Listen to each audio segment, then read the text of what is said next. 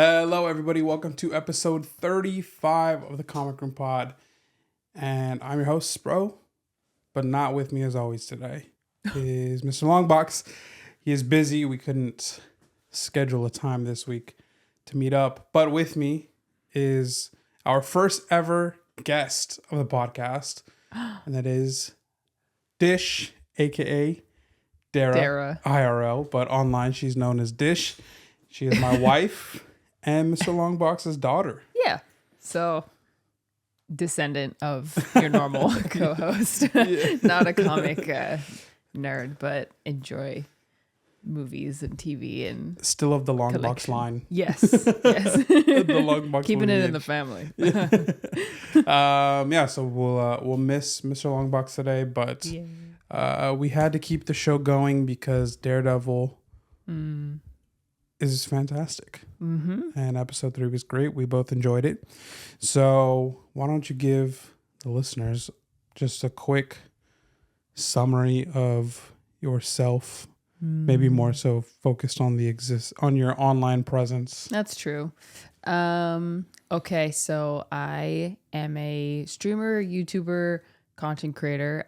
Started doing that in, I guess, a little bit before the pandemic. And then in the pandemic, that's when I started to really dive in, found games that I loved, and got immersed into like an online culture that, frankly, I wasn't even really aware existed until you were the one who taught me, who introduced me to Twitch. Mm-hmm. And then you were the one who convinced me to download TikTok. Because I honestly don't know if I would have otherwise. So it's kind of crazy how it happened. Unfortunately, I play a lot of gacha games, though I do also play like... Gacha games are like games that are kind of gambling. Yeah, it's like a virtual casino. That's not the only component of it, but that is like the primary money making. It's a microtransaction type of game. By virtual casino, sorry, I'm like translating it for our probably a little bit older audience than what you probably have, but it's like, think of it as like an open world game. So open world, exploration, combat, there's story, there's mini games. Like, it's kind of like an all-inclusive type of game. Yeah, so single player. Mostly. It would be like World of Warcraft in some senses. And so you do have characters that you have to build up. Yeah. And you don't use like in-game currency or like things that you farm to necessarily like build out these characters. To get the characters themselves, you have to roll for them. And so that's like the gambling aspect of it is you pay money to get the certain type of currency to which you use to roll for these characters. And you may not get this character for, what is it, like 160 wishes is like the guaranteed. Yes, usually around there, 180. Yeah. So you might get it earlier if your luck is good. But yeah, so that's kind of what a gacha game is. They're really fun. The biggest one currently is Genshin Impact. I think it honestly is kind of a toss-up right now. There's a few that are leading, at least in like downloads and in like revenue. It might have been the one to popularize it in America, though. Yeah, Genshin Impact is the one that like gained world fame during the pandemic because it kind of like attracted everybody. Yeah. Like everyone was telling everyone about it. And I literally had no idea what a gacha game was until I was introduced to it. Never played anything like it. I should also mention that you don't have to spend money. Correct. But you can. So it's not like a straight up, you must pay a certain amount every month if you want to play the game. Lots of content creators and players make a point to be free to play and to never spend a dime. So it is possible, but yeah, it's a really like expansive genre, and there's good sides to it. There's bad sides to it. There's like the way that I act, or the choices that I make with the way that I play the game and the way that I talk about it. It has changed over the years as I've gotten older and just want to be wise with my influence as much as I can. So that's my primary. It's a very viable career option within the streaming space because it has such a strong, thriving community like all of these games do. So yeah, that's my biggest thing, gaming. And then I also do like IRL stuff about reading, about gardening, vlogs, what have you. Yeah. So yeah. So if you want to check out her content, she's very, I mean, I think she's great at what she does. Thank you. And her success has given that stamp of approval that she's good at what she does. She wouldn't be as successful as she was if she wasn't good at it. So links to her content will be in the description. But now we'll move on to comic book related things. So I don't know when the last time you watched an episode was, but I've watched like mostly just snippets of the podcast. So we normally do the intro, which is what we just did. Mm-hmm. And we'll get into show and tell. Okay. And then we'll get into news. And then we'll get into the meat of the discussion, which will be Daredevil episode 3. So I'm excited. All right. Show and tell. I'll go first. Okay. So I can kind of show you how this works. This is kind of funny because I'm keeping it Daredevil themed, as you can see on the wall that you guys saw last week if you watch on video. But this week, I don't have a comic. So I think a couple weeks ago, I brought a card.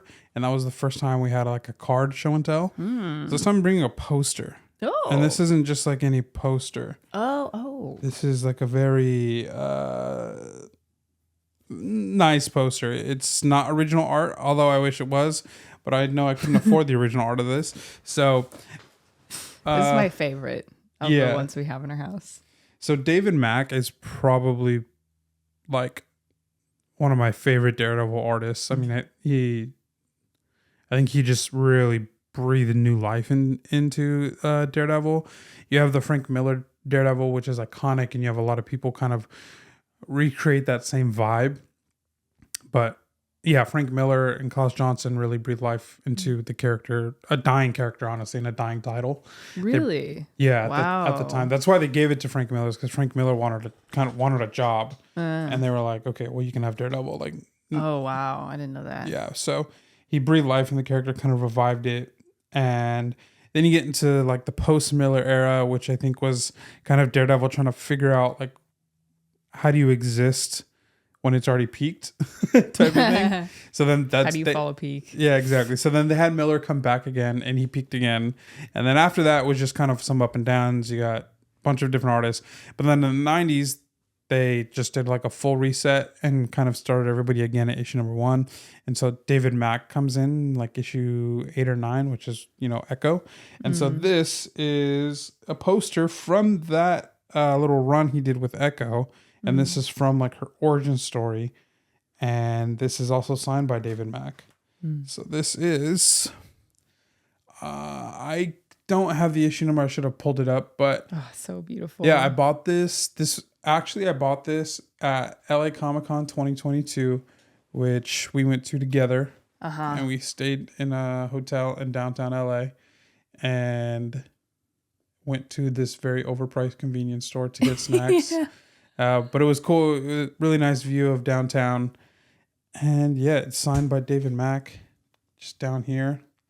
So beautiful portrait of Echo, Kingpin, and Daredevil. What I love about David Mack is he, like, you look at this and you're like, oh, like what a beautiful painting portrait, but at the same time, he's putting like dialogue like on this page. So like this is a page out of a comic book. This isn't just like a painting that he did for, people to hang up in their house or whatever. Like this is a page straight out of a comic book. And so it's gorgeous. I love it. It's one of my favorite pieces. And yeah, that's all I have to say about it. I'm going to give your editor version of you a job to put on screen a few paintings that this is inspired by. Oh, yeah. Gustav Klimt. I think it's a fusion of a few different paintings. Death and Life, I think that's a little bit of like the framing. Daredevil kind of being, I think he might be the death in this one. And then Klimt, it doesn't look like the kiss, but Klimt does a lot of these like high angle, like leaning down. Painting, woman, baby. What is it called? Is it just called Baby? No, that's it. Yeah. Mother and child. I lost it. This one, Mother and Child. Oh yeah. That is that one is that's pretty much one for one. Yeah. Baby and Child, which is cool because my parents had. I always loved Klimt because my parents had art from him in our house. So cool. There's so many reasons to love this one for me at least. Yeah. Good stuff. So yeah, it's gorgeous and homages some iconic paintings. Yeah. Okay, My Show and Tell is a comic. I should say my arsenal of comics, my library of comics is very, very small. And most of them were gifts from you. So one I'll show, you probably guess which one it is a very recent one acquisition that was gifted to me for my birthday. Yeah. And it is the first time Mantis meets the Avengers. It's Avengers 114. I don't know what other details to include. I think it's also her first cover appearance. First cover appearance, yeah. You did also get me first appearance, but she's not on the cover. Yeah. So the reason for Mantis is because when we started playing Marvel Rivals, I just picked a character that appealed to me visually, and I've seen the Guardians of the Galaxy movies, and I liked her. I liked her iteration in those movies. I think I like her even more in Rivals. I love her personality. Her voice lines are so clever and funny. But I picked her and I played her for like 50 hours, and I just like literally never touched another hero.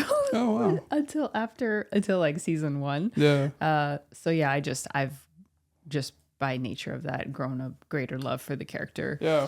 And like the empathic qualities that she has really speak to me. So it's cool to have her first cover. I'm wondering if we'll ever see a skin of hers that looks remotely like this one, like with the what is it called? Like the beehive style and the dress, like maybe for the I don't know. I feel like she's not one to attend the what is it called? The next season. Hellfire Gala. The Hellfire Gala. I know it's a kind of an X-Men thing, but yeah. Yeah, that's mine. 6.5. Nice. Yay. Yeah. Oh yeah. For our audio, you can put that in that little slot right there. We always right here. Oh. We always display our show and tells. Oh, nice. Yeah. So for our audio listeners, that's Avengers issue 114. I got her at CGC 65 off white toy pages. So nice. Now they fall like pawns before your power and the power of Mantis. All right, is that all? I saw you had something else. Oh yeah, I did also bring not a comic, technically also a poster. I recently played it through Final Fantasy VII remake for the first time, and I just have gotten interested in Final Fantasy VII merch. And something that appears a lot on eBay are these poster like magazine cutouts of advertisements for Final Fantasy VII. The original game, and they're not like super valuable, but they show up for like $12 a piece. And Joshua happened to find one on the back of like a comic that was like garbage. Yeah. So he cut it out and brought it home for me, and he said he's gonna look for more. Yeah. So it was an ad inside of a comic. Yeah. And so these things sell for like $12 to $20 on eBay somewhat consistently. Mm-hmm. And the thing is, these are inside dollar comics. So yeah, keep an eye out. Yeah. So if you're like at a convention, you're going through like dollar bins and it's like 90s stuff that you're looking through, or maybe you have stuff in your own collection. This ad is in September 1996 comics. Mm-hmm. So it's easy to spot with 90s Marvel stuff because it'll say Sept 96 or 1996 on the cover, so it's really easy to spot. And yeah, you just open the cover and it's the first ad in there. And these ads literally, I just took a razor blade and I just cut it out, and that itself will sell more than the comic. So For audio listeners, it's Cloud. You see Cloud's back with the Buster Sword standing in front of Shinra. And it says, only on PlayStation, don't be the last one to get it. So, yeah, cool little crossover right there. Super cool. So I got to finish Rebirth. you put it here. Behind. All right, that's our show and tell. And now, Ooh, notes. news. Oh, news. News, yes. All right, so not too much this week. That's cool. I didn't know you had a news segment. Oh yeah, just because Mr. Longbox is either busy with work, so he's not scrolling the internet. Yeah. Also, I don't think he's really on this algorithm on the internet. So there's that. All right. So first, actually, we'll save this one for last. This one's cool. Production has begun on the Vision TV show.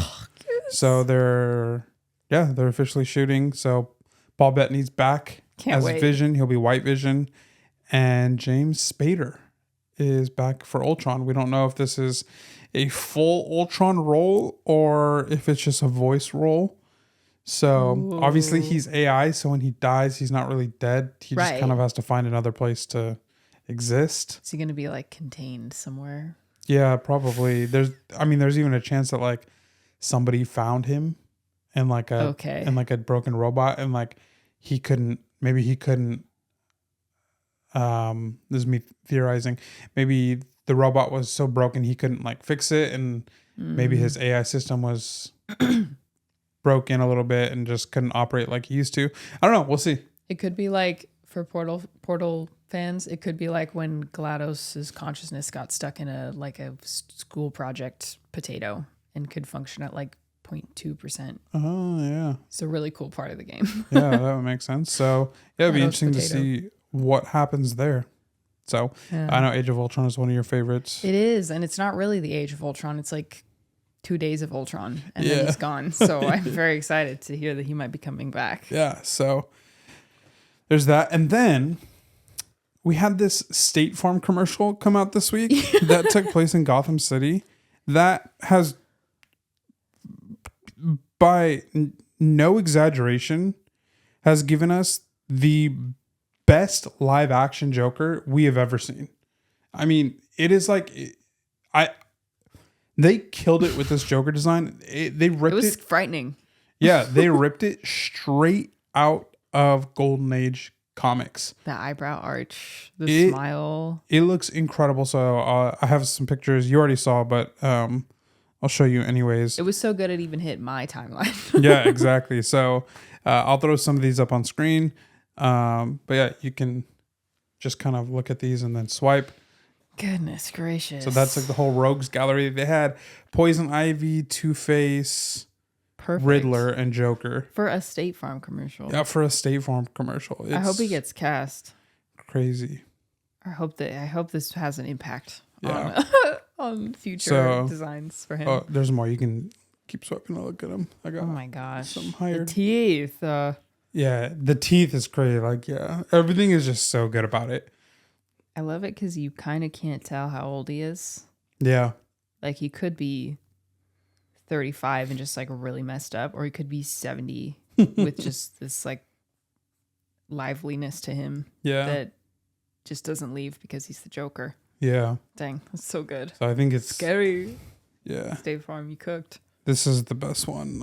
I mean, that's just like, I'll put it up on screen so you guys see it. But yeah, crazy good. I kind of almost hope that Matt Reeves, the Batman universe, kind of pivots to something like that instead of going back to like the Heath Ledger kind of face thing. But I think with what they're going to do with that is because that movie is a lot more grounded. Mm-hmm. I'm imagining that he's all disfigured like that because he fell in a vat of acid, and it's not going to be like, oh, he fell in a vat of acid and Now he's green. yeah, now he's white and his hair is green and that's all that happened. Like it's going to be like he fell in a vat of acid and the acid destroyed his face. Right, more realistic. what would happen if someone fell into acid. Yeah, if that actually happened. So, which with that, I wouldn't be like, that makes a lot of sense for that world for sure. So, Agree. okay, last piece of news is the biggest piece of news. I kind of teased this last night. This actress, Sadie Sink, has been cast in Spider-Man 4. She is, I guess, more widely known for being in... I'm going to show you a picture of her. Oh, okay. She is more widely known for being in Stranger Things. Oh. And people have been fan casting her to be Jean Grey. A lot of people want the upcoming X-Men movie to be younger. So like a younger X-Men, not so much older X-Men. And so people want her to be Jean Grey. She got cast in the Spider-Man movie and the upcoming one, which I think is starting filming somewhat soon. And it has sparked a lot of debate. And as soon as I show you the picture, you'll see why. So there's a lot of people on the internet that are not happy with this, but nothing's confirmed on a role that she's playing. It's all rumor and speculation. Okay. And it's all like there's leaks on who she's playing.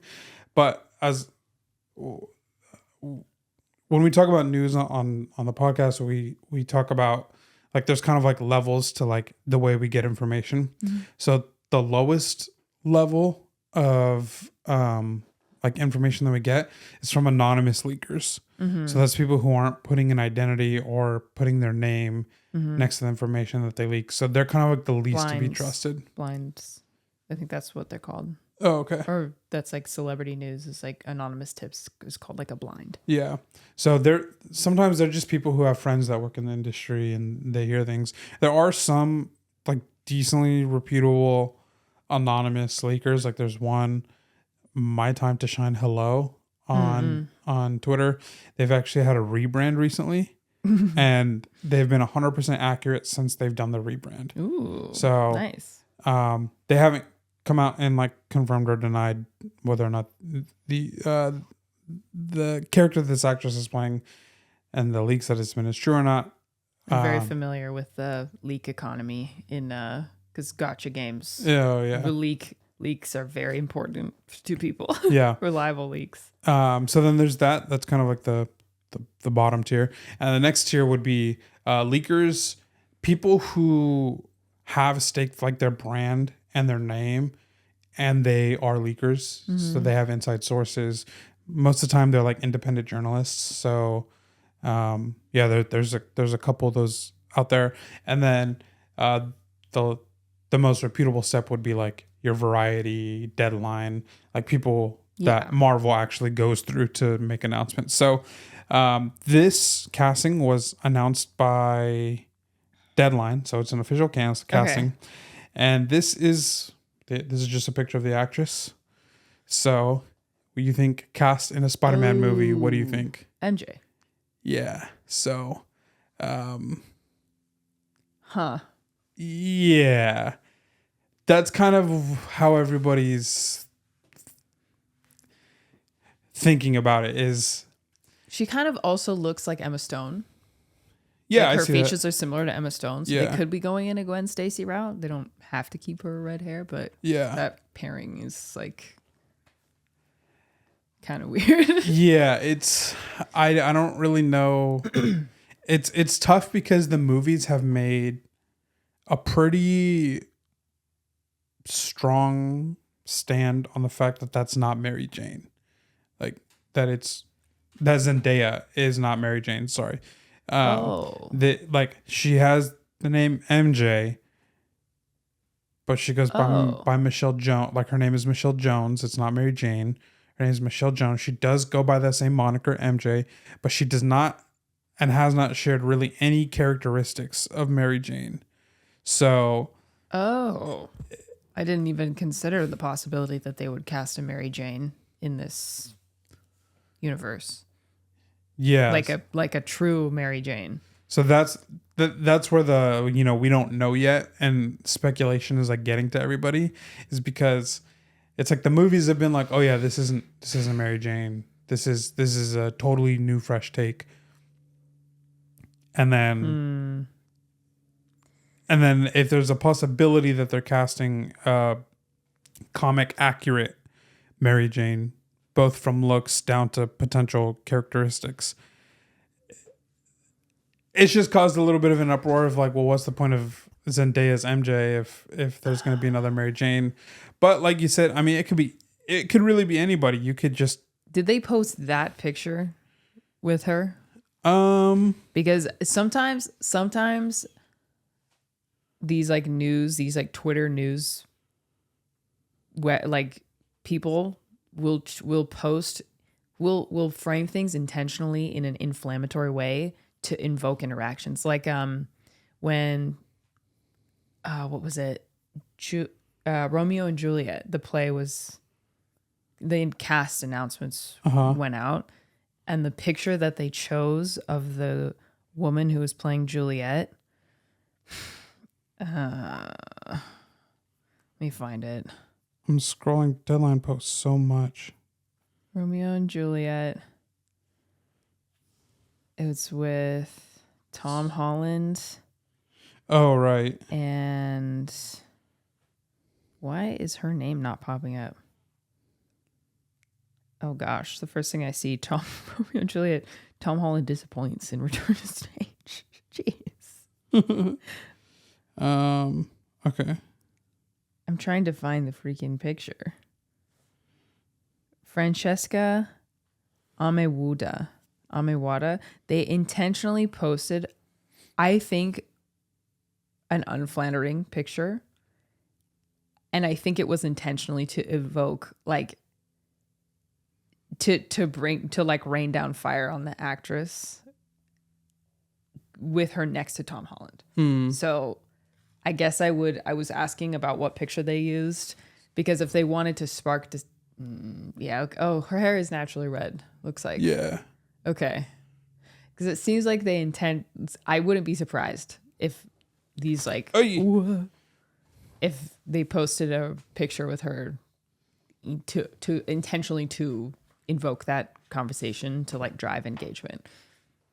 Yeah. But, yeah. Yeah, I'm not really sure. I mean, they can do hair. I mean, they've done an incredible job with like Scarlett Johansson's hair across all the movies. Like she's worn so many different types of hair. Yeah. And yeah, I mean, you could easily put her in a blonde wig or dye her hair blonde or whatever. Or could be, I think in Stranger Things, she's kind of been more of like a darker red, like almost like brunette-esque. So, I mean, you could also have Black Cat there. Yeah, I was going to ask if it's possible she'd be playing Black Cat. I think it would be really interesting if she is Mary Jane. I don't really know how the viewers would respond to that, but time will tell. It's only speculation at this point. Yeah. We might not know until either production is like going and we get like set leaks and stuff, or until trailers start coming out. But that movie is set for next summer, I think. So, because the MCU changed a few of like the key tropes for Spider-Man. It was really the death of Aunt May that was his Uncle Ben moment. Yeah. And then Mary Jane, or MJ, is not Mary Jane, but his relationship with her is at least like upholding the importance of his relationship with Mary Jane. So I guess a lot of us, and the fact that they're together in real life, that doesn't help. That doesn't help with the desire for the audience to see them together. So I'm actually okay with if the next Spider-Man movie doesn't have Ned and MJ in it as much. Like I think there should be some separation. Like we should also feel that same separation that Peter has. Like if Peter is distancing himself from them and is like on this like solo journey of like, no, I'm a hero and that's all I can be. Like I'm gonna do like JUCO classes on the side and like I'm not letting anybody else around me get hurt, and maybe he like is watching them from a distance, and that's kind of it. Yeah, like that would make sense. Like we should feel that distance. I don't think we should get scenes of like oh hey, let's follow like Ned and MJ, like while they're at MIT, like let's follow their story. Like we should have the view on Ned and MJ. We should have the exact same view on them that Peter has. Yeah, so it's like if I Peter agree. is stalking them, that's all that we should get. Yeah, only his POV. Yeah. So Yeah, I agree. I don't actually want the next movie to end with them all reunited and like things back to back to them. I guess it depends. Like, how many more Spider-Man movies is Tom Holland gonna do? I think they're setting up another trilogy.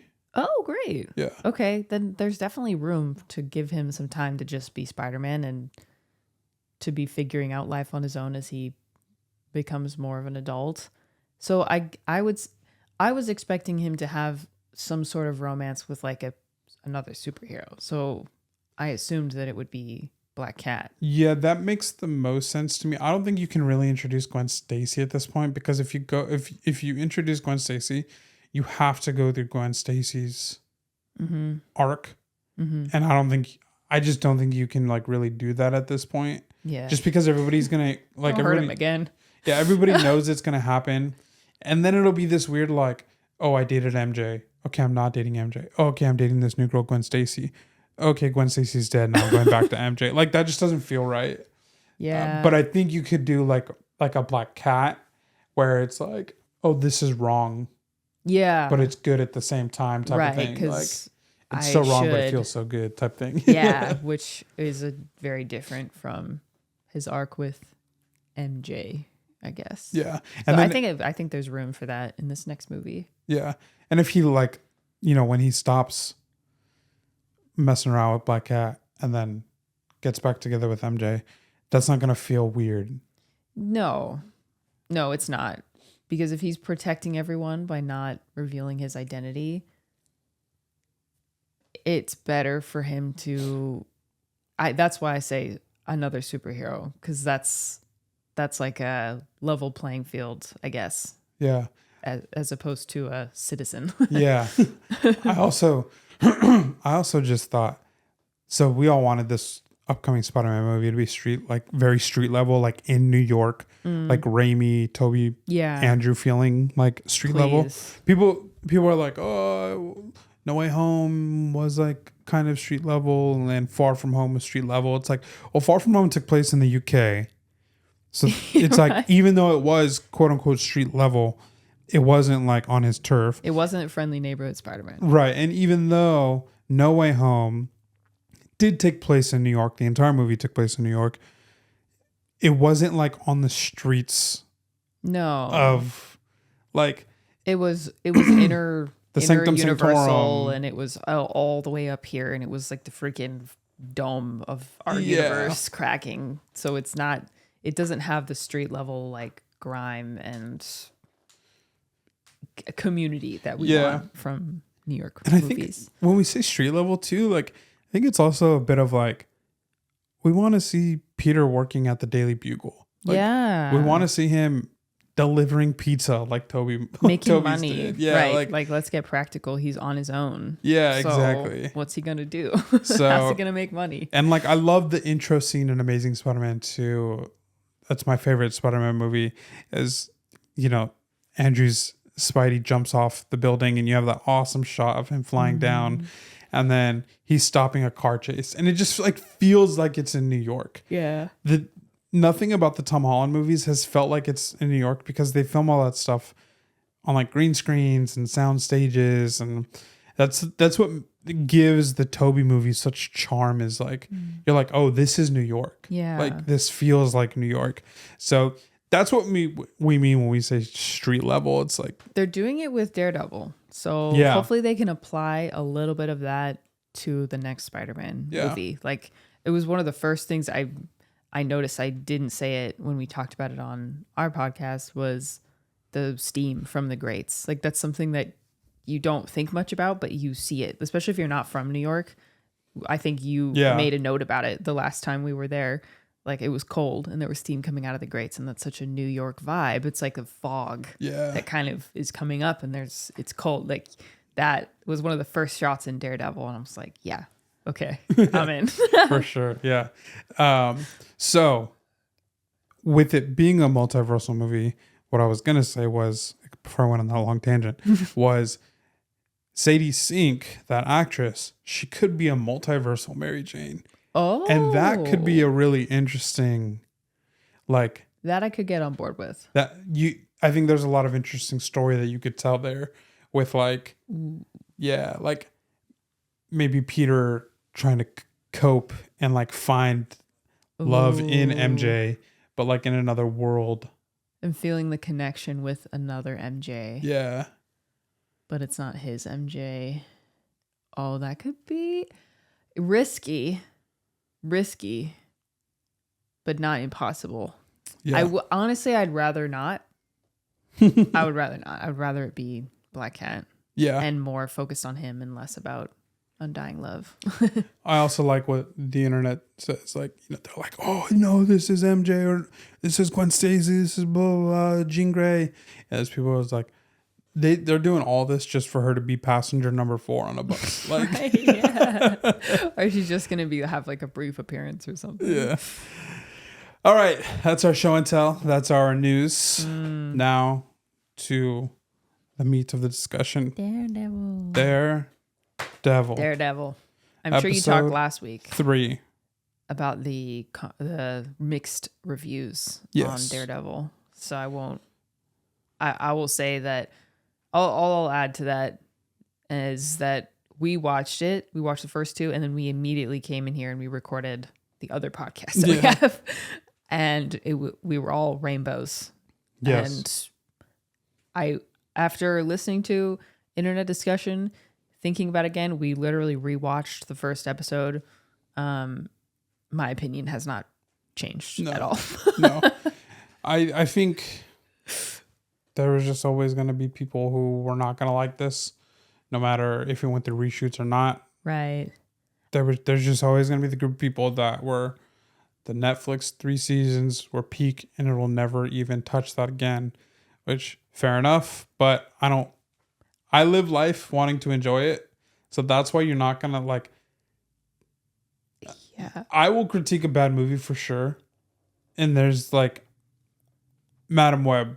It's like a bad movie, but so I like kind of enjoyed it. Like, truthfully, moments. And honestly, that movie felt more New York than any Tom Holland movie has felt. That's true. I'll definitely give it that. Kraven the Hunter. I enjoyed Kraven the Hunter. Haven't seen it. That's right. Yeah. It's not without its issues. That's not what I'm saying, but I enjoyed it. Some people just can't compute that you can critique something and also like it. Yeah. It's like, it's just always like a competition. Like, I think there are issues with it. Therefore, I don't like it. And that means I'm better than anyone who does like it. I mean, there's some like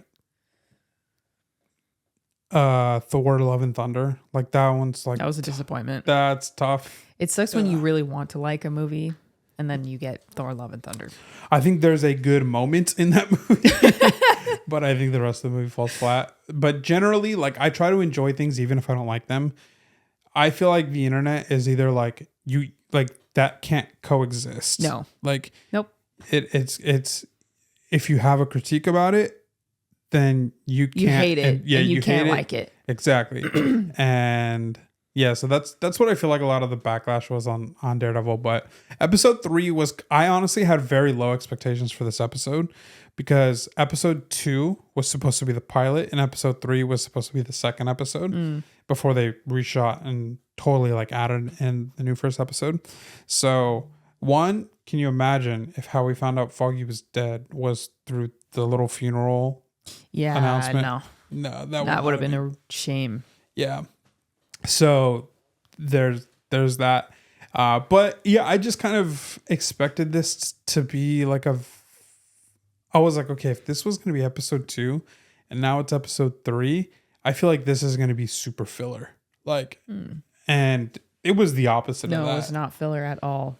So, a quick spoiler free. Actually, no, we don't have to. This is a spoiler discussion because we're gonna assume you watched it. Yeah, it's been almost a week. So, our spoiler free is it was excellent. It was great. I was gripped the whole time, and it it both aggravated Matt's. It gave it was awesome. It gave you the satisfaction, and it gave Matt the satisfaction of doing things that he thinks, getting things done the way he thinks is right, or the way he's coped himself into thinking things are right, all for it to have the rug pulled out from under him and under the audience. Yeah. And it sets up a fantastic struggle forward. Yeah. For him. And okay, spoilers now. And the justice system failing once again. Yeah, exactly. Succeeding, but then ultimately failing because of outside influences. Yeah, so this was a courtroom episode mostly. Yeah. Love with C-Matt in the courtroom. White Tiger. Mm-hmm. Why am I blanking on his name? Do you remember his name? I don't. I should know this. He's the first Hispanic superhero on Marvel Comics. Oh, I didn't know that. White Tiger. Hector Ayala. So is the case or the trial of Hector Ayala, and they had the witness. If you guys remember the end of episode 2, where Matt's like smug standing in this guy's apartment as the 2 corrupt cops break in as they were going to kill that witness, and Matt fights him, breaks their bones, lets out a roar at the end of the episode. And something I loved about that scene that is a little bit of me just having like more time to think on it, and then just seeing other people talk about it on the internet, is how that was a moment of relapse for Matt. That was probably the first fight he's been in a year. Yeah. And so I think he was violent too. Yeah. And that yell at the end of that episode was so guttural. And something a lot of people were critiquing, like the editing, and I think I even briefly mentioned it in that fight scene. Like there's a shot around like the table. It's like, I think when Matt like slams one of the guys on the table, there's like 4 edits in the span of like 2 seconds. It's like really tough to watch. But then I saw somebody on Twitter who was like, somebody was critiquing it, and this person responded and was like, honestly, like I'm fine with the editing. It feels choppy, but at the same time, like we have to realize that like Matt is relapsing here. And so he's probably like to us, it feels like very snappy and almost like you're flashing like in and out of like these moments. And that's probably how it feels to Matt, is like he's not used to being in that situation anymore. And it's something that he's like suppressing himself, and now he's back in it.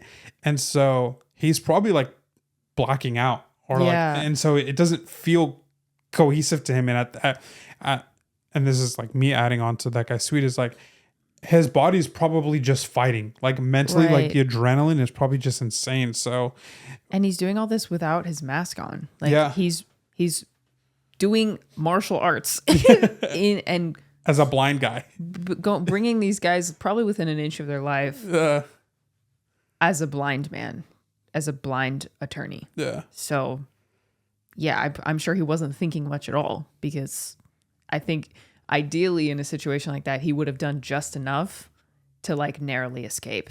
Yeah. If that would be like the wisest thing for him to have done. Yeah. But he just goes sicko. Yeah. Both.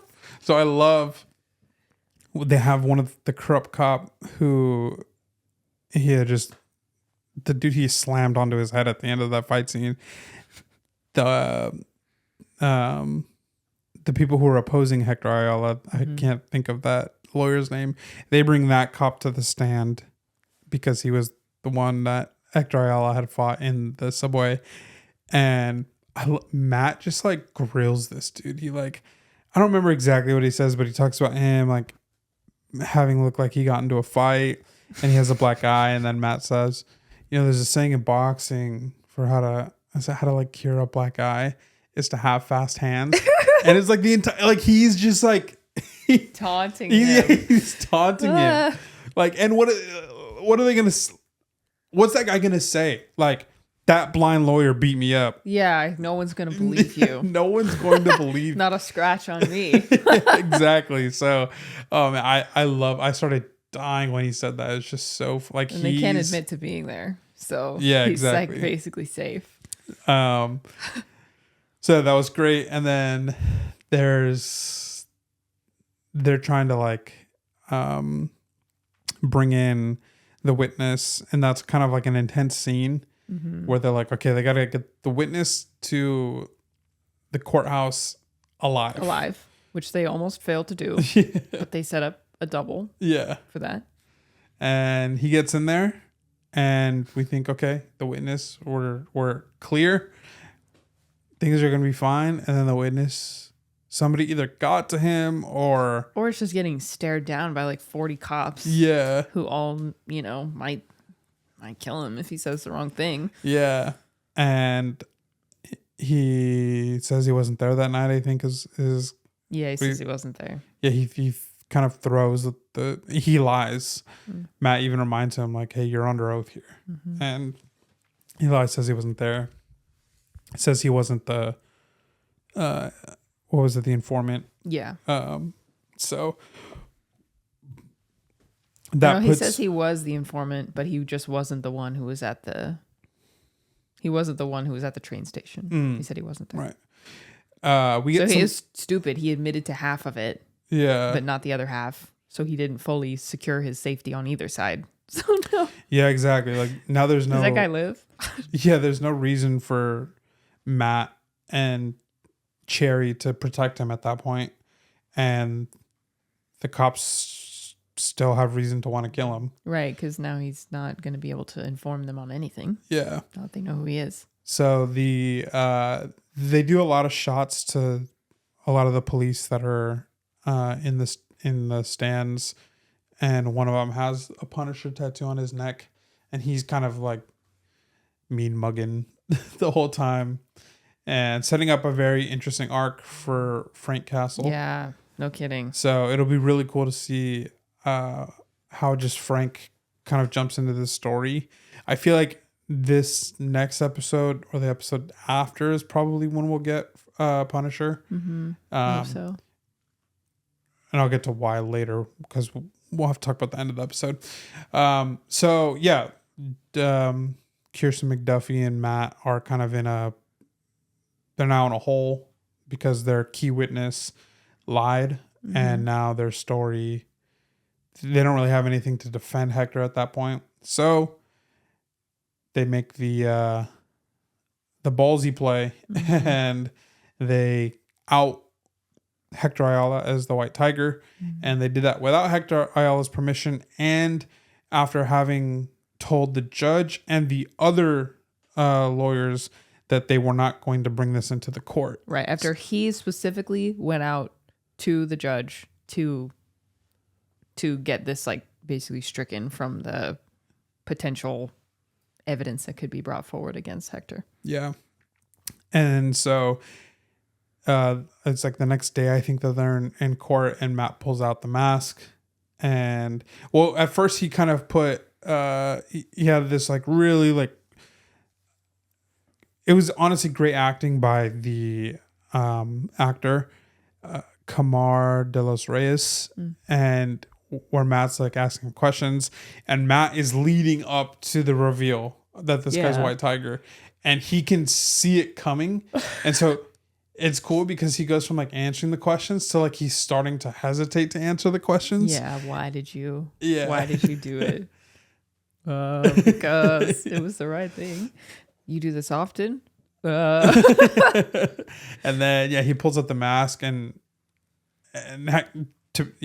in complete fairness to Hector Ayala, like how do you respond to that? Like so then their case goes down, they start pulling citizens that he saved, even like mentions of the White Tiger and police reports where the White Tiger has saved, and they do all that to be like, hey, like Hector Ayala is a good person. He has a track record as the White Tiger of being somebody who has contributed positively to society. Helps people, does it because it's the right thing to do. Right. And citizens and cops have both like affirmed this.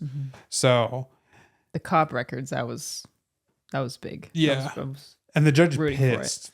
The judge pissed, calls him into his chambers, and Matt is just like, hey, like I lost my key witness. Yeah, lost my key witness. Like, he kind of had to go for the Hail Mary play. And then the judge is just like, okay, like, well, it's out there, and he felt disrespected. I think he says something about that, like something about bringing, after having asked to keep this out, and then you bring it back into my courtroom, like, and is able to frame it as he wants to. Yeah. And of course, the other lawyer is like pretty so mad. He's pretty mad about it, because I'm sure he would have liked to use that, and he would have taken it down a totally different route. So it ends up working in his favor. The jury votes in not guilty. Not guilty, that he's on innocent. All three murder, first, second, third, and manslaughter. Yeah. So Hector Ayala is innocent. And before we get to the end, now we got to go. I'm trying to remember, what was Kingpin doing this episode? He was dealing. Was it when he was trying to work things out with Miss Girl? What's her name? Vanessa. Yeah, Vanessa. No, I think they had like they had another counseling session. They had a dinner scene where they were sitting like on way opposite ends of the table, the longest table in the world. And so I think is it episode 3 that he gets told that his lack of appearance with his wife is like causing issues, or that's set episode 2, isn't it? I actually kind of can't remember. Yeah, I just remember. What was it that caused him to say, "Bring your reporter friend in"? What happened right before that? That might have been the Ayala thing. Oh, right, the vigilante, right? Because he makes a statement. Yeah. About vigilantes and that he's going to put an end to it. Yeah. And that it's wrong. Well, I guess he doesn't say that he's going to put an end to it, but he makes his opinion about vigilantes very, very clear. Yeah. So, yeah, he hates vigilantes. I mean, Daredevil's been making his life hell. The fact that Matt was involved in that was probably even more frustrating. Yeah, exactly. So, he tells, I can't remember his name, Gandolfini's son, Daniel something, who I think is an illegitimate son of Wilson Fisk. Would love that. That'd be so interesting. Yeah, he just seems too eager. He might even be like in there with false motives, like to like he might not be on Kingpin's side. That's he true. might just be climbing his way to the top to do some harm, to do some damage, some like actual damage to Wilson. That'd be crazy. So yeah, I mean, still a lot left to see with that character. But anyways, Wilson asks him to bring his friend, to bring BB Urich back, and which is really interesting because that means his I don't know what the technical term is, but his organizer, his manager, campaign. Well, I guess he's not campaigning anymore, but like whatever. Image, PR manager, probably something like that. She says when he calls for BB Urich, she says we have direct lines to the press, and so it's really interesting that he would choose ground. Yeah, to go in off the ground. Yeah, and that's probably because that's where vigilantes. That's where it means the most. Like, yeah, you know, there's that clip of White Tiger in the show where he's saving a bodega from being robbed, and it's really the people on the streets, not the people in the penthouses and who are out all the way at the top of the skyscrapers in New York. It's the people who go to the bodegas and live life on the streets in New York who interact with vigilantes the most. So they're the ones who are going to have the most either favorable or unfavorable opinions towards vigilantes. So that's probably why he calls BB Urich. And then he has like a whole little monologue on vigilantes and how evil they are, and that, you know, it's all setting up the Devil's Reign arc, which is where he makes, in the comics, he makes vigilantism illegal and starts throwing heroes in jail. So he throws the FF in jail, he throws Moon Knight in jail, he throws Daredevil in jail. So it's when Daredevil goes to jail is when Elektra takes up the mantle of Daredevil. Because she believes that like Hell's Kitchen needs Daredevil, and that She's symbol right. that symbol means something to people. So it'll be interesting to see how they do it, because in the comics it was an event where all the heroes were affected. Spider-Man, FF, all the New York-based heroes were affected. So I don't know.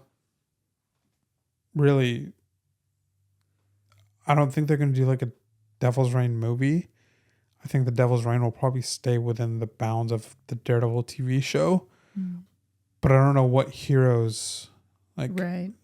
they can't use Spider-Man. Sony won't let them use Spider-Man in live action TV. So yeah, I don't They know. just have to reference him only. Yeah, well, they'll bring Kingpin, or sorry, not King. They'll bring Luke Cage back. They'll bring Danny Rand back, Iron Fist. They'll bring Jessica Jones back. But I think you need to add a couple more. Yeah, to extend it beyond just what we're used to from the Netflix. Like, I think it needs to be connected to the rest of the. Yeah. Yeah. So I think you could bring Moon Knight into it. That would be great. Yeah. Love to see Moon Knight. I'm trying to think of any other like New York heroes. There's no FF in this universe. Yeah, I don't know. But anyways, it's setting up for that story arc. And then he ends his little interview with BB Urich, and then he makes a big statement, and at the end calls for a hit on White Tiger. Yeah. And kills White Tiger. And we know that. Matt doesn't know it yet. So we'll see. The last thing we see is the Punisher logo Yeah. on the guy's vest. Yeah. So it seemed like they had almost like set up like these cries, like people crying for help to get White Tiger to kind of walk. Oh, also when he's like getting ready to go outside, I love this actor did such a good job. He's like putting on the suit, putting on the amulet. He's like looking in the mirror. And I love that you can see that he almost has this like refreshed new view on like, dang, these people kept me here because they want me They here. protected me the way I protected them. And so you could just see like he had this sense of pride that's like, there's no more secrets. This is what I'm supposed to do. Yeah. And that was his whole thing, like the whole episode. That's what they were talking about on the stand. Like, why do you do? He's like, well, it's what you're supposed to do. And then that's what he tells Matt in the jail cell when he kind of gets mad at Matt for a second. He's like, you didn't ask my permission. And then Matt starts asking him, and he tells him, yeah, this is what I was born. He's like, you wouldn't understand. Like, this is what I was born to do. And you can see that, like, you know, Matt had already fought those corrupt cops, and here he is talking. You can see that tug is starting to happen. And if Matt was still being Daredevil at this time, there's no way he would have done that. Yeah. There's no way he would have exposed that he was White Tiger. Yeah. You could see that his priorities have shifted. Yeah. The fact that he was willing to take away, or to assumably take away, his White Tiger identity for the sake of the law, and had put his faith in the law as opposed to, you know, doing the right thing, be in the vigilanteism. Yeah. I feel like we could talk a lot about that. That theme throughout the show. This like, my favorite, sorry, I have to bring this up. My favorite moment in episode 3 was right before the verdict reading. Matt goes alone into the courtroom, and it you see these shots that invoke this cathedral energy. Obviously there's no stained glass. There's no religious elements visible, but you see the light streaming in, and you see kind of like a misty energy. It's completely empty.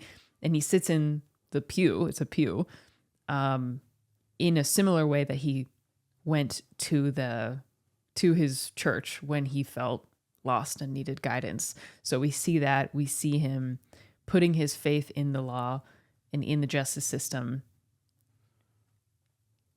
and having it succeed, and then ultimately it mean nothing. Yeah. At least in Hector Ayala's case.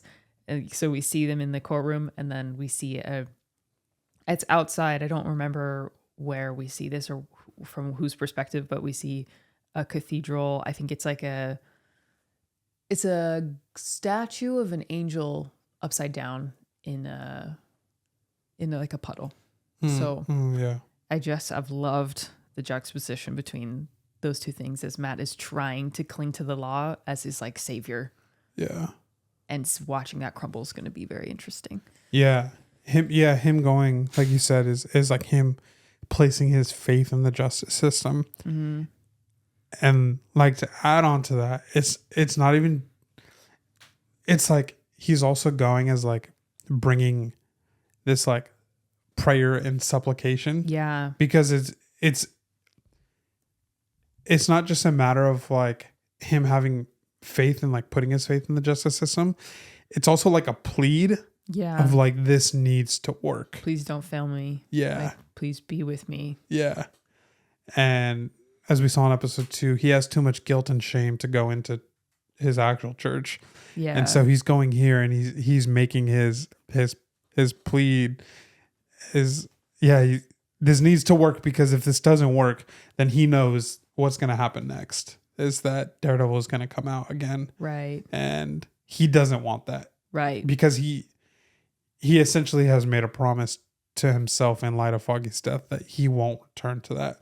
Right. But he knows that if this system fails him, that he only has one other option to go.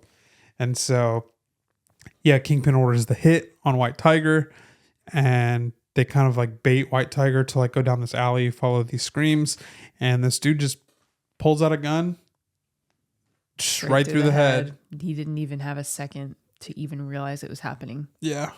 And as this guy, after he makes the assassination, he walks towards the camera, and you can see he's got the vest on. It's got the Punisher skull logo, and complete subversion of justice. Yeah, we all know that this wasn't Frank. I was actually like, I thought it was like pretty obvious that this wasn't Frank Castle. But then when I opened Twitter after we watched it, it was like not obvious to a lot of people. So how on earth would you think that there's absolutely zero reason to believe that Frank Castle would shoot a vigilante through the head? So please think a little bit. I don't know if some of these tweets that I saw or from the same people that were saying episode 1 and 2 sucked. And like I said, that has to be bait. There's no way. Yeah, like I think I said it on our podcast. It's like people are lacking like media literacy, or maybe I said it. Literacy at this point. Yeah. Or I think I might have said it last week's episode with your dad. Is like there's just a lack of media literacy. So like, oh, episode 1 and 2 sucks. And I don't know. I didn't check their profiles. I didn't see their other tweets. But if it's those same people that were like, oh my gosh, Frank did the hit. It's like, yeah, you didn't even watch season 2 of Daredevil, of Netflix Daredevil. You don't even have to have watched Punisher to. No. He's about punishing evil. He makes no reason to kill a good-hearted vigilante. Yeah, he does not kill good people. That's so dumb. At all. He doesn't. He even when he's got Daredevil chained up, he's got him chained up so that he can fulfill his goal of killing the biker mob.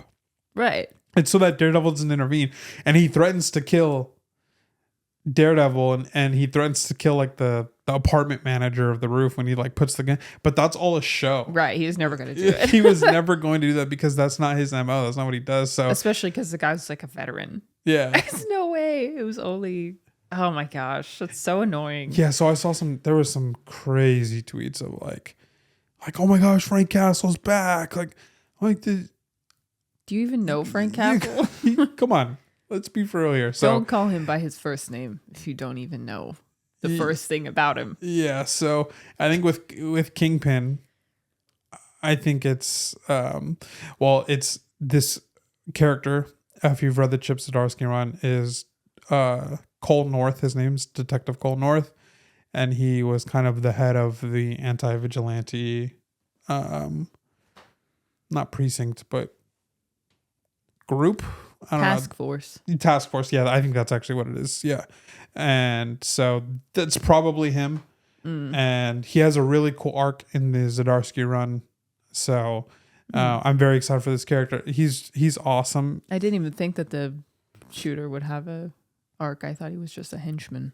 He could be, but I think it could also be Detective Cole North. It could be one of... They could set up Cole Detective Cold North. Yeah, it could be somebody from the task force. Yeah. It could really be anything. So, but yeah, his role in the Zdarsky run's cool. And then where the Saladin Ahmed, I'm not a fan of the run, but I do like kind of where he put Detective Cold North after. Saladin Ahmed is the current writer of Daredevil, and he's the first writer after Chip Zdarsky. I do like where he put Detective Cold North in the arc that he started for him, but I haven't really enjoyed the other run, so I stopped reading it. But anyways, a cool character, a cool new character, which new characters are like hit or miss, I feel like, in comics these days. So yeah, this is gonna bring Frank out. Oh yeah. So. Slander his name. Taking his symbol in vain. Yeah, so I think that's it. Yeah, I think it's great. Matt's gonna find out hopefully next week, and then we're just gonna get this tension build up of of just him trying to not be Daredevil, but I'm excited for the breaking point. I guess Me too. This kind of is already the breaking point for Kingpin, but he's using legal measures to do these. He's slipping back into his old ways so easily. Yeah. So comfortably. Yeah, but he might snap before Daredevil does or before Matt does. And then I feel like that could be what makes Matt like finally snap back. I wonder if it will be a snapback, like a resentful, I don't want to be this, but I have to, or if it'll be a decision, like a full-hearted decision to become Daredevil again.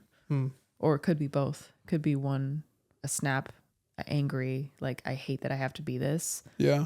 And then I think we need to see Matt come back to like the church. And I think it has to, like, you can't really have Matt Murdock without his Catholic background and his faith. It's so important to his character. So I feel like his faith is going to have to, like, he's going to have a bit of a paradigm shift to, like, be 100%, or if he ever even gets there, certain that he should be Daredevil. They could have a really awesome callback scene where Matt becomes Daredevil again. And so he goes to confession. Mm-hmm. And because the opening scene in episode 1, season 1 of the Netflix is him in the confession booth. And it's the iconic, like, what are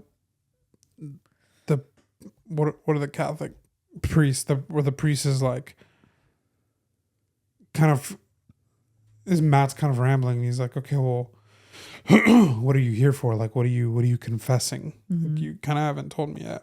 And then Matt says, well, it's not for something I've already done, Father. It's for what I'm about to do. Yeah. And so they could have like a really awesome callback scene where he goes into the confession booth and has an entirely new monologue and does the same. Like, I'm asking forgiveness for what I'm about to do. Mm-hmm. And then cut to Matt back in the Daredevil suit. That'd be cool. Mm. So yeah. Exciting. Yeah, very excited. Very excited to see where it picks up. I'm a little nothing about Muse. Excuse me, nothing about Muse this episode. Right. So I'm not really sure. It'd be interesting just to see how they start to weave that story in. Yeah, I have no clue, but it'll be interesting to see. So I'm here for it. Me too. Anything else? No, that's all I got. Me either. This episode was great. I approve. Thanks for having me, guys. This is standard for Mr. Longbox today. Yeah, hopefully he'll be back next week. Think he will be. And all links to Dish's socials will be in the description. Let us know in the comments what you thought about this week's episode of Daredevil.